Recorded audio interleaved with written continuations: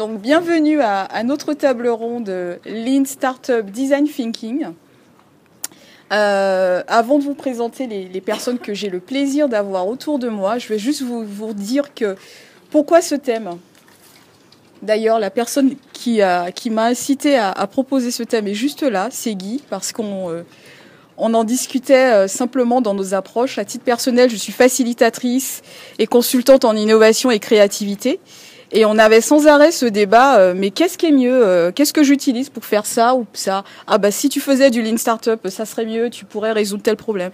Et moi je disais, mais non, moi je pense qu'avec le design thinking, tu peux aller plus loin, etc. Et on s'est dit, bah tiens, pourtant on pratique ça au quotidien, mais on tient un sujet, un vrai sujet, parce que beaucoup de nos clients ou des personnes qu'on rencontre nous posent la question, mais c'est quoi la différence? Qu'est-ce qui est mieux? Qu'est-ce qui marche le plus? Qu'est-ce qui est plus rapide? Qu'est-ce qui coûte le moins? Enfin, je pense que vous êtes également confrontés à ce type de questions. Et pour en parler aujourd'hui avec moi, j'ai 3 experts, donc je suis très contente de les avoir. J'ai Pauline Thomas, qui est juste à côté de moi et qui va se présenter dans quelques instants. J'ai Benjamin Richy, et Mathieu Garde. Donc Pauline, je vais te laisser te présenter très brièvement, voilà. Ok. Ah oui. Alors bonjour à tous, merci d'être présents. Alors donc moi je suis fondatrice de l'espace de coworking le Laptop, qui est aujourd'hui une communauté d'UX designers, parce que je suis moi-même UX designer. Donc on propose pas mal de formations dans l'UX et le design sprint. Et du coup, parce qu'en fait, j'ai été formée et certifiée par Google à la méthode Design Sprint. Et du coup, pour moi, depuis que j'ai appris toutes ces méthodes, depuis toutes ces expériences que j'ai faites avec le design de service, design thinking, UX, le Design Sprint est devenu pour moi quelque chose de vraiment fondamental c'est vraiment un pilier dans chaque début de projet et chaque phase de projet. Donc c'est pour ça que je l'enseigne avec toute une communauté d'experts. Donc on est à Jourdain dans le 19e et on va ouvrir un espace à Rambuteau, donc beaucoup plus central, n'est-ce pas? Voilà. Mathieu, si tu veux continuer. Donc bonjour à toutes et à tous. Donc Mathieu Garde, moi je suis développeur de formation. J'ai basculé vers le côté obscur des startups quand j'étais à l'école. J'ai commencé par pratiquer d'abord pour moi les méthodologies, donc la méthodologie Lean Startup. Aujourd'hui je fais du Lean Startup et banlieue, on aura l'occasion d'en parler. Et aujourd'hui une grande partie de mon temps est consacrée aux grandes entreprises. Alors, je suis consultant, mais comme tous les consultants, j'aime pas me définir en tant que tel. Je me définis plutôt comme un entrepreneur au service de l'entreprise.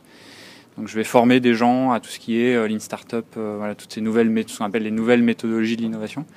Et je vais surtout accompagner des équipes sur des projets d'innovation interne, dans le cadre de programmes de réorganisation, de transformation, des labs d'entreprise, voilà, ou tout simplement des petites équipes qui vont agir comme des startups.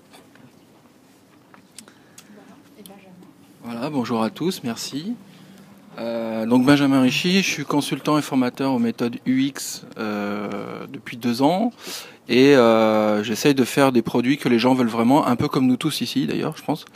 Voilà, et je me suis intéressé un peu plus à la partie Lean et Lean UX et notamment aussi au design thinking, et l'idée c'est d'aller piocher dans différentes méthodes pour pouvoir savoir dans quel contexte elles s'appliquent le mieux, et là on va pouvoir retirer le plus rapidement des bénéfices et faire travailler les gens ensemble de façon plus rapide et plus intelligente.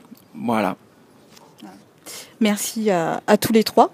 Donc avant de pouvoir parler de différence, puisque c'est le sujet dont nous allons discuter aujourd'hui, je voudrais quand même juste vous mentionner, vous préciser que le but de notre discussion, ce n'est pas que vous repartiez en vous disant cette méthode-là, elle est mieux rankée que l'autre. En fait, c'est vraiment pour vous apporter de la clarté, que vous y voyez entre guillemets un peu plus clair par rapport, que ce soit au niveau du design thinking, du design sprint et du Lean Startup, que vous en ayez une meilleure notion.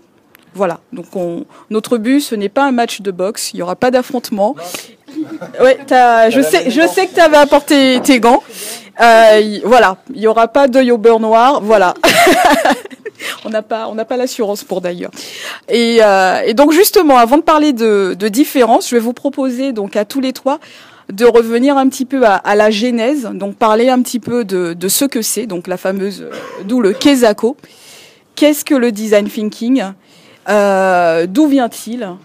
Comment il a été conçu? Est-ce que tu peux nous dire quelques mots là-dessus, Benjamin? Bien sûr, alors j'étais pas né, parce qu'en fait, je crois que ça a démarré, je vais pas vous faire tout l'historique, mais en gros, ça a démarré dans les années 50. Et ensuite, la Design School de Stanford s'est approprié le sujet, a énormément développé une boîte à outils qui aujourd'hui compte une multitude d'outils qui sont très facilement appréhendables. Et ensuite, ça a été popularisé dans les entreprises par une boîte qui s'appelle IDEO, avec un designer emblématique qui s'appelle Tim Brown. Et donc, ça a essaimé dans les entreprises américaines, etc. Et ça, c'est arrivé déjà en France et ça commence à buzzer. Enfin, en tout cas, c'est l'impression que ça donne.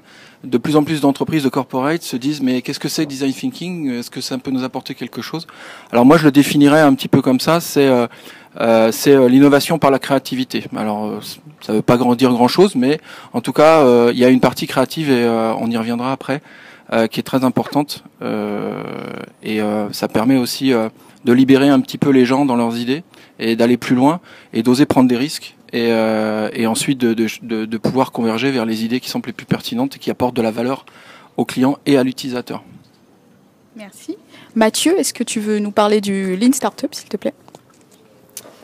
Oui, bien sûr. Je suis là pour ça. Donc le Lean Startup, alors quand est-ce que ça a été inventé, je sais pas. Il y a longtemps aussi.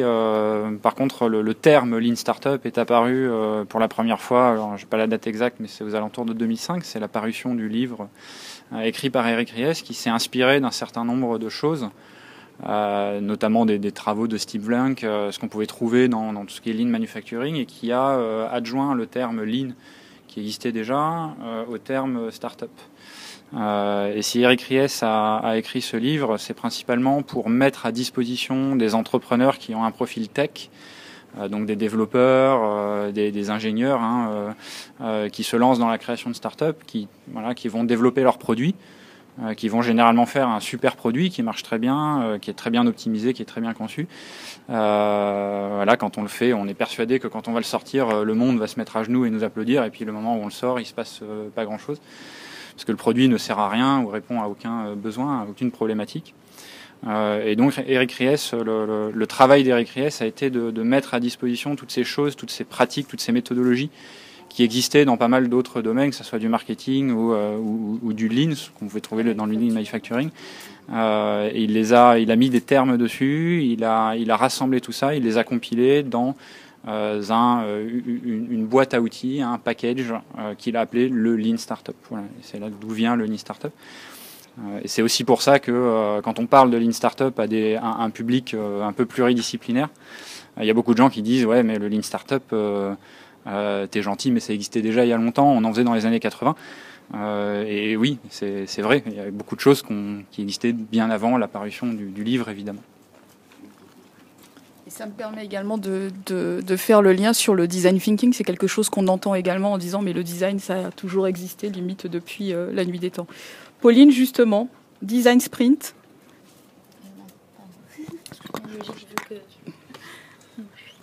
Alors, donc design sprint, oui. Bon, ce qui est intéressant, c'est que c'est assez récent. Vous en avez entendu parler, je sais pas, ça fait 2 ans qu'on en entend parler maintenant.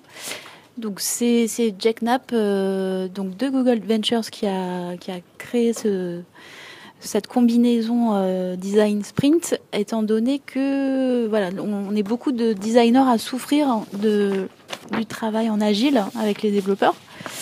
Et du coup, c'est venu vraiment comme un soulagement, une révélation. C'est-à-dire que en fait, il faut voir ça comme le sprint 0. Donc c'est la définition du projet avant de commencer à travailler avec les devs en itération. Donc c'est comme ça qu'il faut le voir. Mais en fait, le design sprint, ce n'est qu'un agglomérat de méthodes qui viennent beaucoup du design thinking. Donc l'empathie est extrêmement importante, le prototypage, le test, et qui viennent aussi donc du coup du Lean Startup. Donc c'est un méga grand mix du design de service aussi, Donc du coup, c'est ça qui est intéressant, sauf que la particularité, et c'est très rigoureux, c'est que ça doit durer au maximum 5 jours. On va revenir justement. Voilà, donc on verra ça. On va revenir justement là-dessus, c'est la partie suivante. C'est-à-dire que j'allais vous demander concrètement comment ça se passe. J'espère. Concrètement, comment ça se passe? Design thinking, design sprint, lean startup. Est-ce que ça s'applique à toutes les structures, par exemple? C'est une question. C'est-à-dire, je pense que dans la salle, on a à la fois des start-upers, des consultants, mais également des corporates. Donc, est-ce que c'est une méthode qui est applicable à toutes les structures, à toutes les tailles? Est-ce que ce sont des méthodes qu'on peut appliquer à tous les contextes? Et par là, j'entends tous les types d'innovation. Voilà. Qu'en pensez-vous? Comme vous voulez. Benjamin, vas-y. Alors, qu'en pense-t-on? Design thinking, donc c'est aussi un process. Je vais peut-être le rappeler rapidement pour ceux qui ne l'auraient pas tout à fait en tête. Donc, on a une phase qui s'appelle empathize. Je le dis très mal en anglais, donc l'empathie. Donc comme par hasard, effectivement, c'est connecté. Donc il y a une phase, il y a cette phase d'empathie qui est dans la logique pour tous les UX designers, c'est vraiment la recherche utilisateur aussi. C'est pas seulement questionner, s'imprégner, observer, anthropologie, etc. Il y a une seconde phase qui est de définir le problème, le define. Donc comme par hasard, on retrouve des logiques d'abord le problème, après la solution, donc on fait allusion. Et ensuite, il y a une phase d'idéation où on se laisse un petit peu aller à effectivement des solutions. Et puis après, le prototype et le test. Partant de ça, en fait, il y a beaucoup d'entreprises qui se le sont appropriées en se disant c'est génial parce que nous, dans les projets, on fait cahier des charges, développement, livraison, bam, le produit ne correspond pas à ce que voulait le client. Mais sait-on ce que voulait le client? On lui a demandé, mais en fait, maintenant qu'il a le produit, ce qu'il fait avec, c'est pas ce qu'il a dit qu'il ferait avec. Mince alors. Donc c'est intéressant. Le design thinking va rajouter vraiment la partie empathie, la partie test prototype le plus rapidement possible.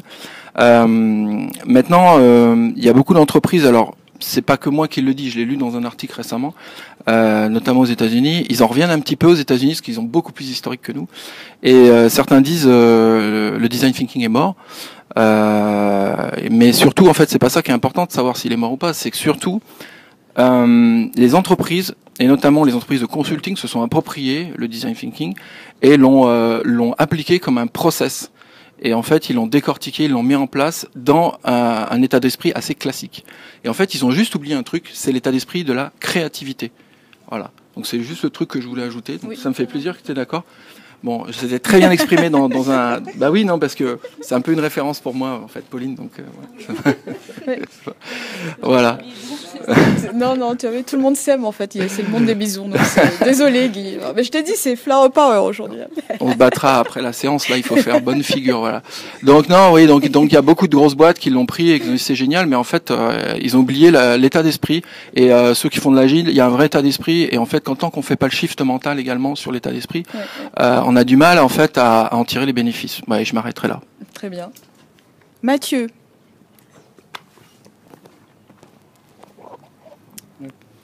Alors, Kesako, le Lean Startup. Concrètement, concrètement. Il faut être concret en plus. Concrètement, comment ça, voilà. Alors, la structure. Alors le Lean Startup, c'est comme beaucoup de ces méthodologies, c'est d'abord une manière de penser. C'est une philosophie qu'on peut pas. Alors il y a la méthodologie qui est un peu rigoureuse, mais on peut pas correctement appliquer la méthodologie si on n'a pas la manière de penser. On y reviendra un peu tout à l'heure, je pense. Dans les très grandes lignes, quand on fait du Lean Startup, c'est déjà qu'on est dans un contexte d'innovation. La définition très large de l'innovation, c'est qu'on crée quelque chose qui n'existe pas encore. Où on part de quelque chose et on l'améliore avec quelque chose qui n'existe pas encore. Et donc on est en terra incognita, on ne sait pas où on va, on ne sait pas où on met les pieds, parce que personne ne l'a jamais encore fait, donc on ne sait pas comment on sait pas ce qu'il faut faire comme produit, on ne sait pas si on doit faire une application mobile, un site, est-ce que les gens sont en mobilité ou pas, quelles fonctionnalités on doit mettre dedans, comment les gens vont réagir quand on va leur mettre le truc sous le nez, est-ce que ça va fonctionner, est-ce que les gens vont l'acheter, comment est-ce qu'il faut le diffuser, voilà, tout ça, on peut le savoir plus ou moins, mais globalement on n'en sait pas grand-chose. Par contre, on a des hypothèses.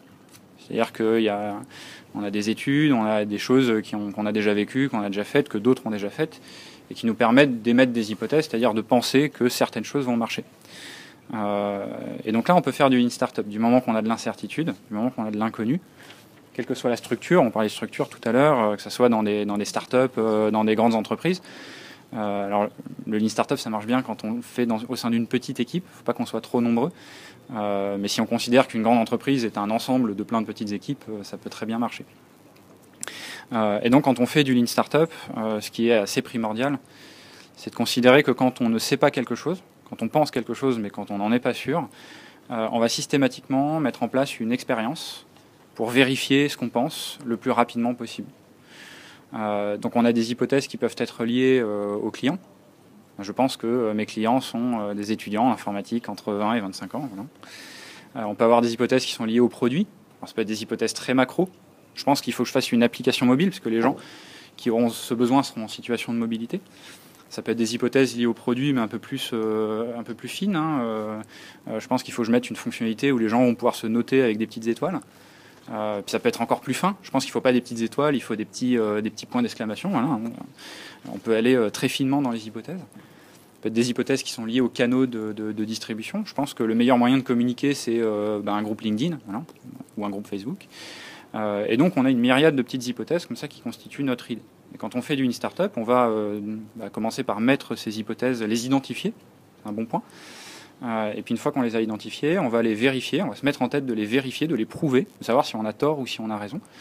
Et on va prendre ces hypothèses dans un ordre bien précis, parce que faire du Lean Startup, ça demande d'être focalisé, on ne peut pas tout vérifier en même temps, sinon ça devient le bazar. Donc on va commencer par s'intéresser notamment à la problématique. Est-ce que je réponds ? On va commencer par répondre à la question, avant de faire mon produit, est-ce que je réponds à un vrai problème ? Parce que si on ne répond pas à un vrai problème, ça ne sert à rien de travailler sur le produit, ça ne marchera pas. Une fois qu'on a répondu à cette question, on s'intéresse à la question, qu'est-ce que je dois faire comme produit ?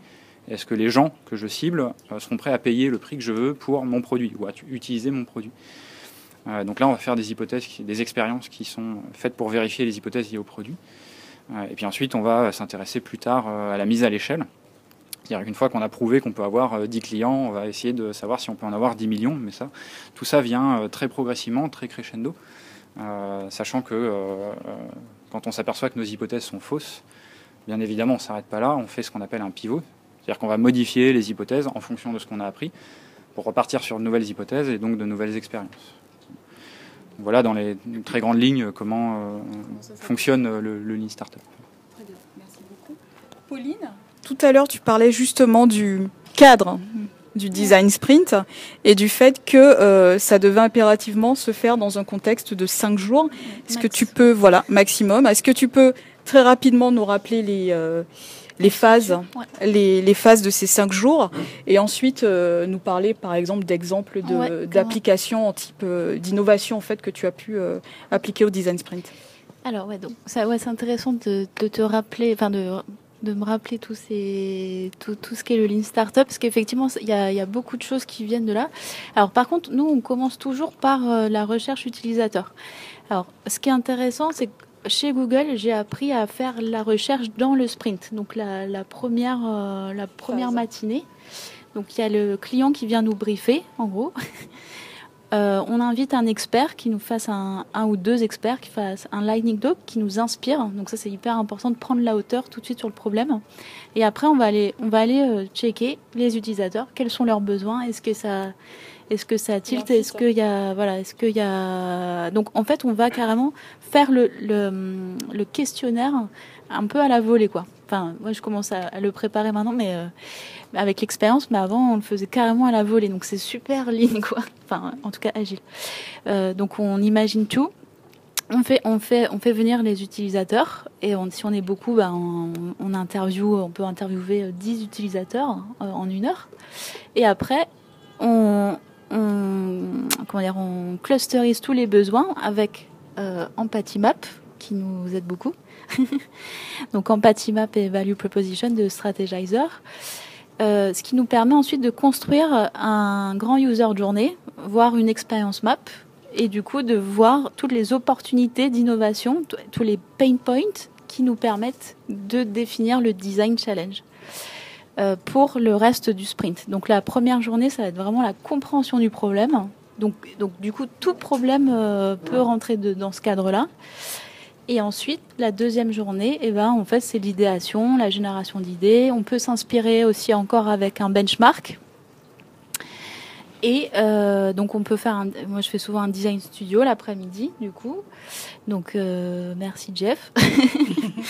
Et puis le troisième jour, prototypage, donc sur un ordinateur. Donc et là donc on conçoit vraiment un prototype qu'on va pouvoir tester le lendemain. Donc quatrième jour, et là où j'apporte, où c'est pas vraiment comme Jack Knapp, c'est que le dernier jour je fais toutes les user stories pour que on avance, on fasse le petit MVP en fait pour partir en dev direct. Donc c'est il y a toutes les phases et j'utilise aussi le Lean Canvas pour commencer à produire le discours pour le sponsor qui viendra valider quand même avec les utilisateurs, parce que pour moi les utilisateurs sont les premiers à valider, mais le client quand même, il faut quand même lui vendre le truc s'il n'est pas avec nous. Donc ça c'est la structure. Alors c'est marrant parce qu'en ce moment je fais vraiment des sprints complètement différents. Donc la semaine dernière on était avec une grande banque à 70 à faire un séminaire et donc chaque équipe avait un projet à résoudre, un problème à résoudre dans son quotidien. Donc du coup on a utilisé aussi en fait on utilise beaucoup de Canva, des origami Canvas par exemple, ça c'est un truc qu'on a utilisé, que c'est la première fois j'ai fait ça. Donc on a résolu des problèmes en 2 jours. Hier aussi enfin c'est pas une banque, c'est une assurance, mais là on travaillait sur un dispositif de communication des dirigeants, donc ça n'a rien à voir, ça c'était une grande première. Donc c'est même pas du process, c'est même pas l'organisation d'équipe ou quoi, et c'est pas du service, mais on peut quand même complètement gérer ça. Alors par contre moi ce qui est important, c'est vraiment d'adapter ces modèles, parce que c'est bien de commencer avec des modèles de départ, donc que vous trouvez dans les livres, mais vous allez vous pour les faire sortir du cadre, parce qu'on cherche à produire dans le design thinking, on cherche à produire des idées et de la créativité. Et si on est sur une piste d'innovation, c'est bien parce qu'en fait on essaye de sortir du cadre habituel, de penser autrement, d'avoir un autre angle d'attaque. Donc quand vous mettez un développeur au hasard avec un marketing, effectivement, à un moment donné, ils se disent mais on pense pareil, mais on a 2 angles d'attaque différents.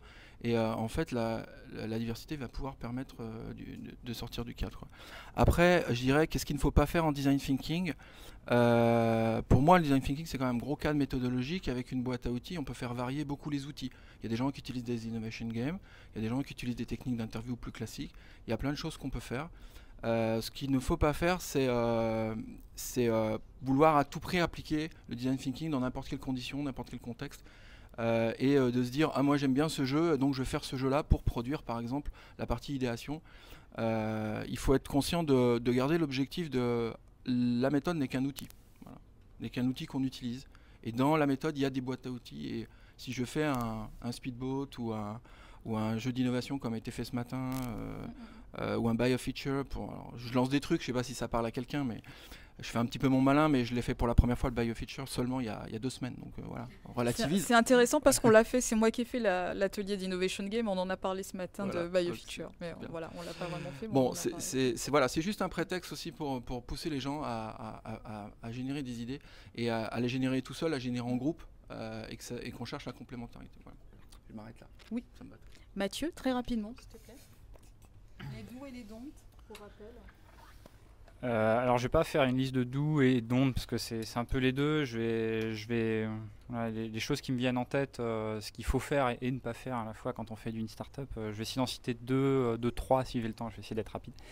La première chose que je peux vous dire quand vous faites du lean startup, ce qui est important, c'est de se donner les moyens d'échouer. Alors ça peut paraître bizarre, on se dit j'innove, il faut que je me donne les moyens de réussir. Et c'est vrai, vous avez raison, mais pour se donner les moyens de réussir, il faut se donner les moyens d'échouer. Je vais vous donner un exemple très simple pour illustrer. Vous travaillez sur votre produit, vous voulez communiquer auprès de vos clients ou de vos utilisateurs. vous faites une newsletter. Souvent, ce qu'on voit dans les newsletters, c'est le lien de désabonnement est tout petit, est tout planqué, tout en bas, gris très pâle sur fond blanc. Parce qu'on se dit, désabonnement, c'est pas très bon pour moi, je suis obligé de le mettre, donc je le mets. Mais c'est pas très bon parce que les gens ils vont se barrer, j'ai pas envie qu'ils se barrent. Alors qu'en fait, il vaut mieux que le lien désabonnement soit très bien visible. Il faut qu'il soit tout en haut, il faut qu'il clignote comme un sapin de Noël, que ça soit la première chose qu'on lit.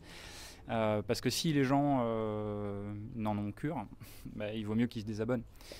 Et en fait, ils se désabonnent, ça fait un peu mal, mais en fait c'est bien pour vous, parce que vous le voyez, vous envoyez une newsletter, 90% des gens se désabonnent. Bon là on prend sa petite baffe, et puis on se dit, bon, s'il y a 90% des gens qui se désabonnent, c'est qu'il y a un problème quelque part, il y a un problème de ciblage, il y a un problème de contenu, il y a un problème. Voilà. Donc il faut le voir, et puis il faut investiguer, il faut le résoudre. Mais si on ne se donne pas les moyens de voir ce problème, on ne pourra pas rechercher des moyens de le résoudre. Donc d'où l'importance de se donner les moyens d'échouer, qui sont bien sûr au service de la réussite.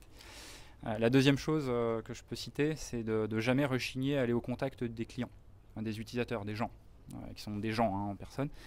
Il y a beaucoup de gens par exemple qui se disent, qui vont oublier un peu la démarche d'interview client au profit de démarches de sondage. Et le sondage, pour moi, ne remplace absolument pas une démarche d'interview. Quand on fait une démarche d'interview client, on apprend des choses qu'on ne connaissait pas avant, on découvre. Et quand on fait un sondage, on va plutôt quantifier des items qu'on connaît déjà. Et donc c'est pas du tout le même outil. Alors c'est beaucoup plus confortable de faire un sondage parce qu'on si on a un peu de budget, on fait appel à un institut, et si on n'a pas de budget, on se débrouille avec Google Forms, puis on va diffuser via ces réseaux. Mais on reste derrière son ordinateur. Donc c'est à la fois très confortable et à la fois très inconfortable parce qu'on attend les résultats. Mais il ne faut jamais rechigner à privilégier le contact avec les clients, même si ça demande un peu plus de temps, même si parfois il fait 40 degrés et quand on sort, on transpire. Mais c'est assez primordial.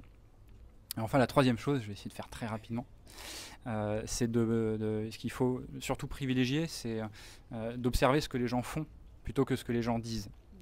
Parce qu'on ne peut pas se fier à ce que les gens disent quand il s'agit de prouver ces hypothèses. Pour vous donner un exemple très simple, voilà, j'ai une hypothèse. Je pense qu'ici, il y a 50% des gens qui ont très peur des araignées. C'est mon hypothèse et je fais du Lean Startup. Alors je vais essayer de la vérifier le plus rapidement possible. Il y a deux possibilités.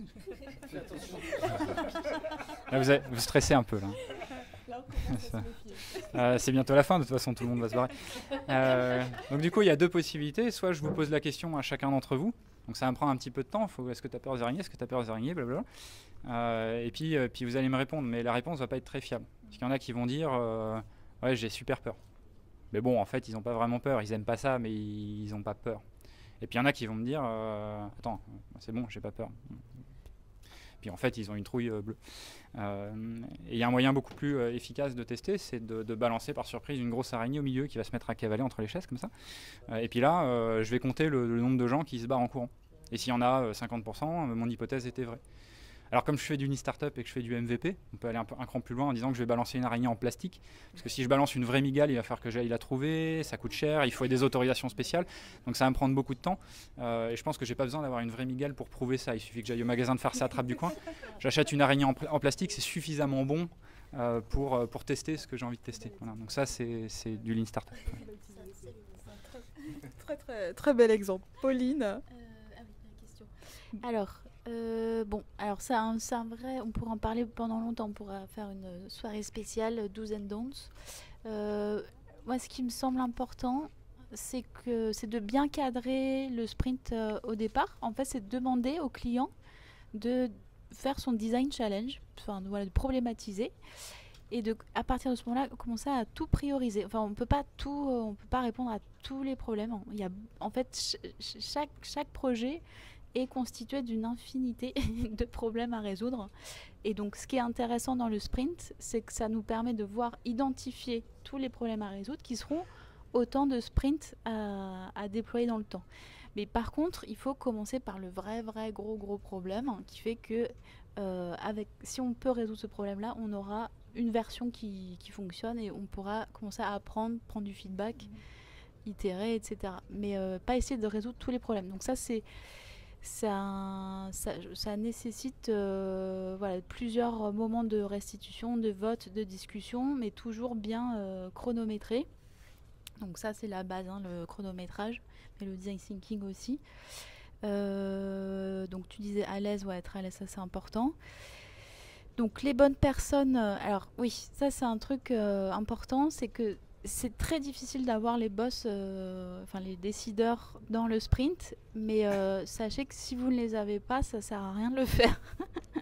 C'est bien pour réfléchir, constituer déjà une matière, hein, de réflexion et qu'on peut pousser, hein, c'est déjà vachement bien. Mais si vous invitez beaucoup de gens, c'est quand même un temps qui peut être très enrichissant pour tout le monde, mais pas forcément pour le projet final, parce qu'il faut que le sponsor puisse être là et dire ok, on fait ça, on priorise ça, on fait ça en premier, etc. Donc là j'ai eu le cas encore hier, les sponsors les décideurs ont eu un rendez-vous par-ci par-là. En fait, il faudrait faire, c'est la pause générale et on revient quand vous êtes là. Parce qu'en fait il y aura beaucoup de gâchis, en fait il y a déchets, c'est-à-dire il faudrait faire un sprint d'alignement d'équipe d'abord. En fait ça serait ça, le sprint 0 ou -1.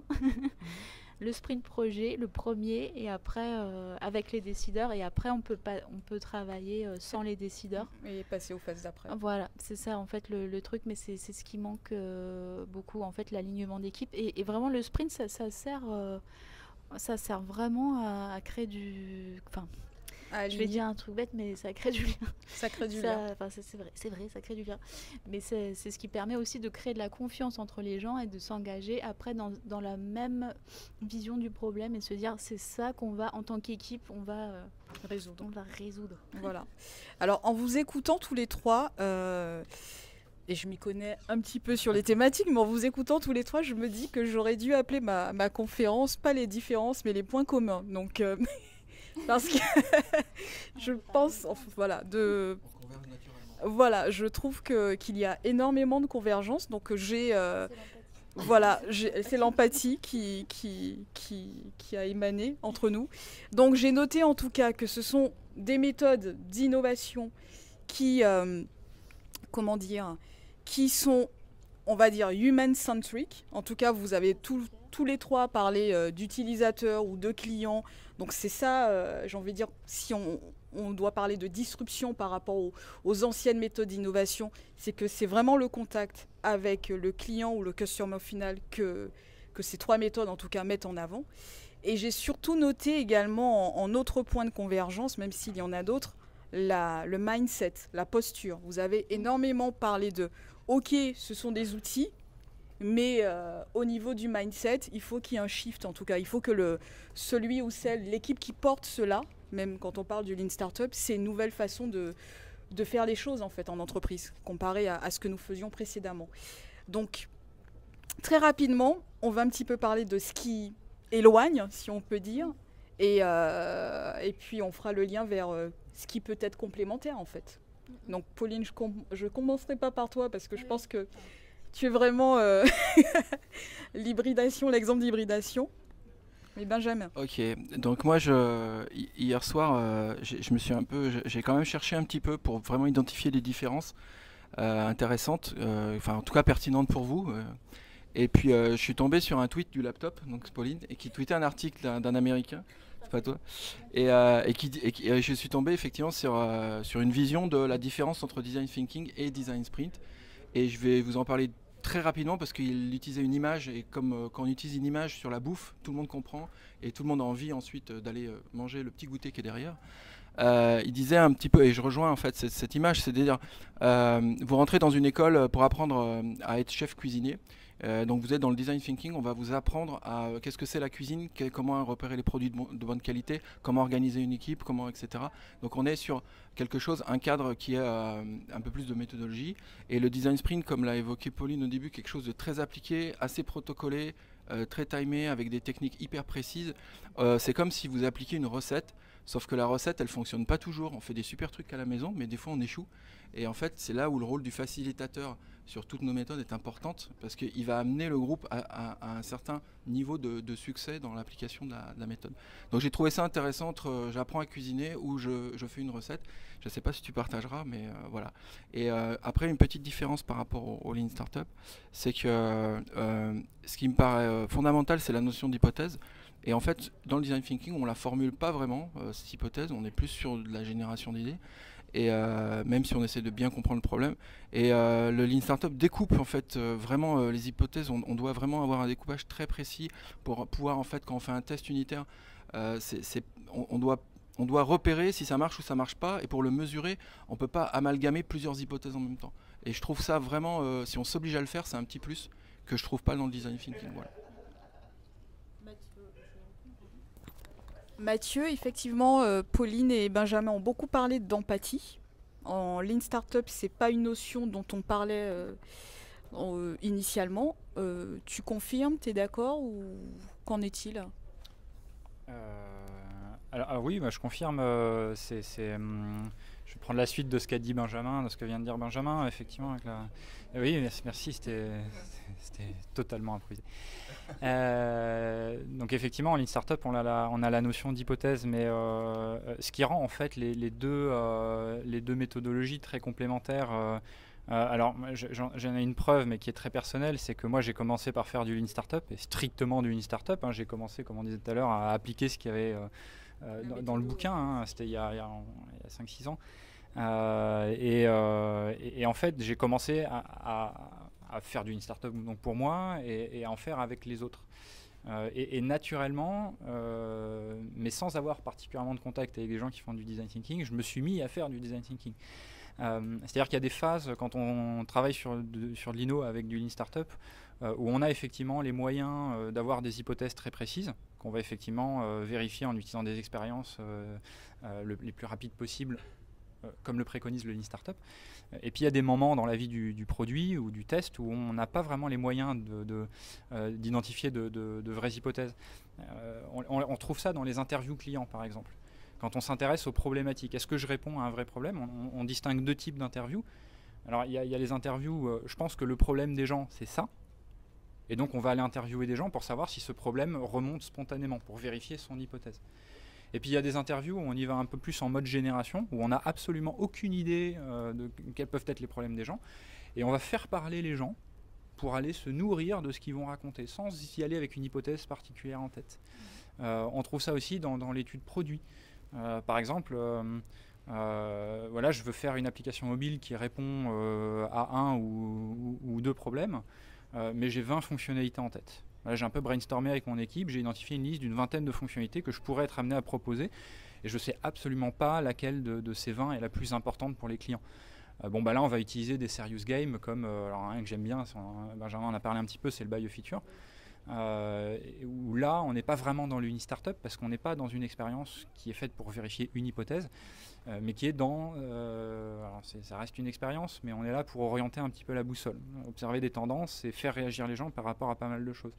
Et en sortie de cette chose-là, on va avoir un top 3 des fonctionnalités que les gens ont veulent le plus, et ces fonctionnalités-là, on ne va pas s'arrêter là, on va les tester un peu plus finement en utilisant le Lean Startup. Donc on ne fait pas les deux en même temps, je dirais qu'on fait plus l'un puis l'autre, puis l'un puis l'autre, puis l'un puis l'autre. La démarche d'innovation itérative, c'est un peu une alternance de toutes ces méthodologies. Et on parle également pas mal de pivots en fait en Lean Startup dont on ne parle pas forcément, mais c'est la boucle que tu exprimais et voilà, et par rapport aux résultats que tu auras mesurés, tu vas décider d'emprunter une voie ou une autre. Le pivot, c'est un autre mot pour dire je me suis planté. Voilà. J'ai testé un truc, ça n'a pas marché, je pivote, je change mon hypothèse. Je change mon hypothèse. Donc justement, pour parler du pivot, oui. ouais, mais c'est intéressant parce que souvent, ce qui est bien dans le sprint, c'est que ça permet de pivoter. Enfin, je crois que la seule différence, c'est que c'est un atelier en fait, parce que ça utilise tous les méthodes du design thinking et Lean Startup, sauf que là c'est processé avec des gens, avec des méthodes, du temps, un espace. Mais le design thinking c'est plus une philosophie globale. Tu peux faire la recherche utilisateur pendant des mois et des mois, tu vois, et nous on va récupérer ça, enfin je dis nous, faire une Le différence, design sprint, voilà. dans le design sprint, on va récupérer toutes ces insights et on va travailler avec. Mais c'est dans le cadre d'un atelier où tout le monde synchronise le savoir, la connaissance et la créativité. C'est vraiment rassembler les gens. Tu peux faire du lean à deux. Tu peux pas faire un sprint à deux. Je pense que c'est peut-être ce qu'on pourrait dire. Enfin, à peu près. C'est-à-dire que... mais après, on va partir... Enfin, ce qui est intéressant, c'est qu'on va aussi tester des hypothèses. On peut créer même plusieurs prototypes. Hein, selon le nombre qu'on est, on peut faire 2-3 équipes sur la même problématique, faire plusieurs prototypes et tester. Et d'ailleurs, c'est ce qu'on fait souvent. Et voilà. Mais en fait, c'est vraiment comment je vais résoudre un problème en 5 jours max, mais ça peut vraiment se faire en moins de jours aussi. Bon, ça, c'est un autre problème. Mais du coup, c'est la temporalité, je crois. Mais c'est pas, on parle de sprint. Enfin, voilà, c'est ce côté rapide. C'est vraiment il n'y a que ça qui différencie, je crois. Hein. Voilà, donc en gros, quelque part, si j'ai bien compris, tout ton propos, c'est un mélange de design thinking avec la partie entre guillemets itération l'apprentissage du lean startup et en plus et on va dire timer en fait pour pouvoir mener l'atelier en 5 jours entre guillemets montre en main. C'est un format. C'est un format. Parce que tu peux, je pense que vous faites des ateliers aussi, mais peut-être que je sais pas, peut-être c'est juste un design studio, puis tu vas faire un autre atelier dans 2 semaines. Que là, tout est ramassé. Enfin, j'ai l'impression que c'est ça la différence. Que tout est condensé en fait. Ramassé. Enfin, tu fais plein d'ateliers à la suite qui te permettent Donc ça, c'est design sprint. Design sprint. Design thinking, c'est une philosophie. Tu peux faire ça, comme je disais, pendant 1 an si tu as envie. Même 5 plus. phases, elles peuvent durer des mois. Des mois. Ça sert à rien, mais bon, tu peux le faire. Très bien, donc très rapidement avant, puisqu'on va essayer quand même de prendre 1 ou 2 questions dans la salle, je pense que vous en avez. Très voilà, il y en a déjà une. Très rapidement, j'ai envie de dire so what else et now what, c'est-à-dire que on a le design sprint qui entre guillemets, je vais pas dire qui est né, mais qui est devenu populaire depuis à peu près 2 ans, depuis surtout la diffusion du livre de Jake Knapp. Mais aujourd'hui, on voit pas mal d'autres formes d'hybridation arriver. J'ai notamment, ou d'autres méthodes qui arrivent sur le marché. Je pense à tout ce qui est product management, je pense à customer development, voilà. Je pense à toutes ces choses, lean innovation, lean management. Voilà. Quel est votre regard là-dessus? Et très rapidement, est-ce que vous avez déjà récupéré des choses là-dessus ou voilà? Ok. Moi, je suis en plein questionnement sur, effectivement, je commence à tirer la ficelle de plein de méthodes, j'ai des outils, j'ai tout ce qu'il faut. Mais est-ce que les gens achètent de la méthode? Est-ce que les gens achètent un côté fun dans un atelier? Non, les gens achètent où on va apporter de la valeur, on va les conseiller. En tout cas, les entreprises, c'est ce elles peuvent acheter de la méthode, mais c'est plutôt les cabinets conseils qui aiment bien ça. Et je me questionne là-dessus, qu'est-ce que je vais faire de tout ça? Si je deviens expert dans plusieurs domaines, c'est super, mais quelle est la finalité? Et du coup, j'ai commencé à réfléchir plutôt sur quelles sont les problématiques clés qu'on rencontre aujourd'hui dans les entreprises. Et pour chaque problématique, donc je vais en citer une, ça va parler un peu à tout le monde parce que c'est général, c'est comment décloisonner un petit peu les services, comment faire travailler les gens ensemble. Il y en a une autre, c'est comment faire dialoguer le marketing et l'IT, parce que concrètement, je l'ai rencontré souvent. Et on peut se positionner, nous en facilitateur, et on peut positionner pour des problématiques clés qu'on identifie en se disant, dans ce contexte, quelle serait la meilleure approche, donc par méthode, et dans la méthode, quels seraient les meilleurs outils à utiliser. Moi, j'aurais tendance à être... Mais je suis en réflexion là-dessus. En réflexion. Voilà. Très rapidement, Mathieu. Alors très rapidement, je suis assez d'accord, je partage ce qu'a dit Benjamin. Les méthodologies, elles deviennent un peu ce que les gens en font. Hein. C'est-à-dire qu'on part de base, on s'inspire de pas mal de choses. Hein. De toute façon, c'est ce qu'a fait Eric Ries, c'est ce qu'a fait Ashmoria, c'est ce qu'ont fait les autres. Vous pouvez poser la question à Ashmoria, il n'est pas très loin aujourd'hui. Mais voilà, on pratique, on découvre, on relie les points, on expérimente aussi. Hein. On fait du Lean Startup, la mise en œuvre du Lean Startup, parce qu'on n'est pas forcément toujours dans le même contexte. Moi je dirais que ce qui est le plus critique pour moi aujourd'hui, c'est de garantir la mise en œuvre d'une startup. C'est pas toujours facile, effectivement, parce qu'il faut faire travailler les gens ensemble. Il y a des freins structurels, notamment dans les grandes entreprises. Il y a cette peur de l'échec qui est souvent bloquante. C'est un peu qui est prêt à se planter, ouais, moi. Puis dès qu'il s'agit de se planter vraiment, il y a plus grand monde. Donc c'est toujours un petit peu difficile. Et comme toujours, c'est une question de mindset, c'est une question d'état d'esprit. Je pense que si on a l'état d'esprit, cette petite boussole qu'on a en tête et qui nous permet d'être très efficient, d'être très créatif et très rapide et très audacieux dans ses manières de tester, je pense que l'assimilation des méthodes, elle est pas, c'est pas un problème. Il faut vraiment avoir cet état d'esprit derrière. Ok, merci Mathieu. Bon, moi, ça va être très rapide. Moi, je pense franchement qu'il faut s'inspirer de plein de méthodes différentes. Après, moi, je suis convaincue maintenant que le côté atelier hyper court, ça fait plaisir à tout le monde.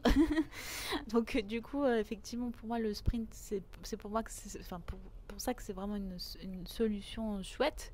Mais après, en fait, le sprint, ça sera peut-être... Enfin, là, c'est un peu brandé Google, machin. En fait, on s'en fout. Enfin, c'est un cadre, on pourra l'appeler d'une autre manière. Vraiment, l'idée, c'est d'utiliser tout ce où vous sentez à l'aise, parce qu'il faut être vous-même aussi à l'aise. Donc là, moi hier, j'ai encore utilisé des nouvelles méthodes que j'ai chopées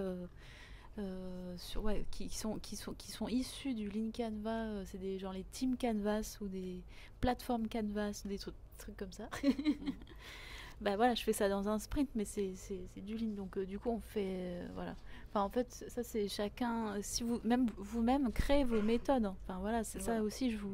Pour moi, ça c'est le pied absolu. Ouais. De tester. Allez, si j'allais essayer ça. Et ça c'est vraiment génial. Voilà, et je pense que vous serez tous les trois d'accord pour dire que c'est plus ou moins le mot de la fin. En tout cas, ces méthodes finalement, c'est un fil rouge, c'est un cadre, mais j'ai envie de dire c'est un cadre pas ferme, mais plutôt flexible en fait, il faut se l'approprier et jouer avec, si je peux me permettre. Donc, je ne sais pas, on avait juste une question. Je pense pas je sais pas si on a le temps de la prendre ou pas. Une question. Alors, on va pas voilà. Si tu peux, très vite. On avait parlé, vous aviez parlé de design sprint avant le démarrage du projet. Vous aviez dit aussi que c'est presque un sprint zéro. Mais à la fin du design du 5e jour, on a un résultat du test d'après l'utilisateur. Maintenant que d'après les tests, on a vécu que le produit, il n'y a pas d'avenir. Est-ce qu'on commence une deuxième sprint? Il faut itérer, pas tout de suite. Hein. Il y a des choses toujours qui sont intéressantes et d'autres à revoir. Donc on peut refaire ça vite. Et on peut partir en mini-itération, de faire des petits tests. Même tous les jours, hein, on pourrait imaginer ça. Après, c'est effectivement, il faut continuer à tester. Les sprints, ça sert vraiment pour régler des problèmes compliqués. Parce qu'on fait intervenir tellement de gens. C'est du jour homme, ça coûte cher. Et du coup, c'est important qu'il y ait un problème épineux. Mais quand on a vu les problèmes, on a vu comment les résoudre, il faut itérer. Et là, un designer avec un dev peut travailler à deux sans faire de sprint. Voilà. Peut travailler normalement. Très bien. Bon. Merci à tous. Cette chaleur. Voilà. En tout cas, on espère qu'on vous aura apporté un peu plus de clarté par rapport à ces 3 méthodologies. Et puis voilà. Bonne fin d'après-midi avec nous. Merci. Si vous avez des questions.